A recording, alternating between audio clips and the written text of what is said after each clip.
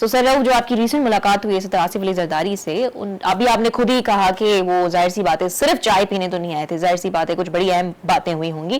तो standing committees की chairmanship के अलावा आपने वजारतों की भी डिमांड रखी? देखिए, मैं आपको अपने लिहाज से बताऊं, क्योंकि कई मुज़ाकरात मैंने भी किए हैं जब पार्टी इंटैक्ट थी।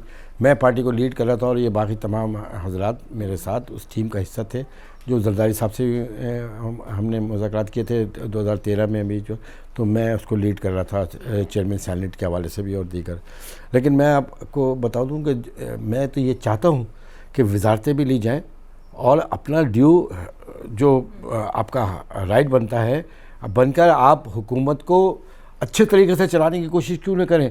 अगर पीएस पार्टी के वज़रा कहीं कमज़ोरी दिखा रहे हैं तो वह आप आगे बढ़कर वज़ारतें लेंगे यानी लेना चाहिए, बिल्कुल लेना चाहिए। इलेक्शन से पहले मैंने डॉक्टर फारूक सत्तार के साथ इंटरव्यू किया था और उन्होंने बड़े दो टोक अल्फाज में कह दिया था कि हम वजारतें नहीं लेंगे, क्या भी हो जाए हम वजारतें नहीं लेंगे। ये फिर सवाल फारूक सत्तार से कीजिए, डॉक्टर फारूक सत्तार ही जवाब देंगे। पूरा एज एन एमक्यूएम का मौक़िफ़ करके दे रहे थे कि हाँ, अगर वो मौक़िफ़ था तो उनसे सवाल करना चाहिए मुझे, उन्हीं से सवाल करिए। इस किस्म के जवाबात तो फिर वही दे सकते हैं। लेकिन मैं आपको इनसाइड एक बात बताऊं कि 4 साल पहले बहुत सीरियस सूरत हाल थी पॉलिटिकली, एमक्यूएम बहुत सख्त मुश्किल में थी।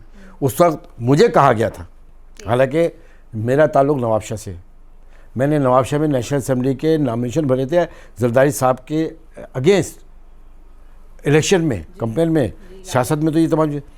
लेकिन फिर एक वक्त आया, 4 साल पहले की बात है, 3.5-4 साल पहले, मुझे कहा गया कि आपके सारे मुकदमात ख़त्म हो जाएंगे, आपकी तमाम चीज़ें, क्यों मेरे तो सारे झूठे बेबुनियाद और फरमाइशी मुकदमात थे, सब ख़त्म हो जाएंगे आप अगर जरदारी साहब के ख़िलाफ़ एक बयान दे दें और वादा माफ़ गवाह बन जाए दादू शुगर मिल के लिए। अच्छा, इसी घर में मेरे पास जब टेलीफोन आया तो नाम ले सकते हैं आप उनका? किसका? जिन्होंने आपको फ़ोन किया था? अरे वो कोई गैर नहीं थे भाई, हाँ, खुद मेरी अपनी पार्टी के थे। अच्छा। हाँ, वफाकी वजीर थे। उन्होंने मुझसे कहा, बैरिस्टर फ़ारूक नसीम ने कहा, ओके ओके, उन्होंने कहा, और वो हैंड फ्री पे बात कर रहे थे, तो मैंने उनसे कहा, मैंने कहा यार और मुझे नहीं जानते, आप तो मुझे जानते, तो आपने नहीं किया। मुझे आप ऐसा समझते हैं कि मैं वादा माफ़ गवाह बन जाऊंगा जिसका एक जिक्र भी नहीं। और ये बात मैंने कही तो जरदारी साहब के, मैंने कहा कि मैं जाके झूठा बयान दूंगा, हल्फ उठाऊंगा वहाँ पे कि जरदारी साहब ने मेरे पर दबाव डाला। मैंने कहा उन्होंने कोई दबाव नहीं डाला था, ये एक लीगल मैटर था, मैंने वो किया। और फिर मैंने एक जुमला भी था कि मुकदमात आपसे नहीं बनते हैं यार, सबका वादा माफ़ गवाह बनाकर आप मुकदमा चलाना चाहते हैं। तो कोई आसिफ जरदारी साहब के साथ मेरी ना मुलाकात थी ना कुछ था।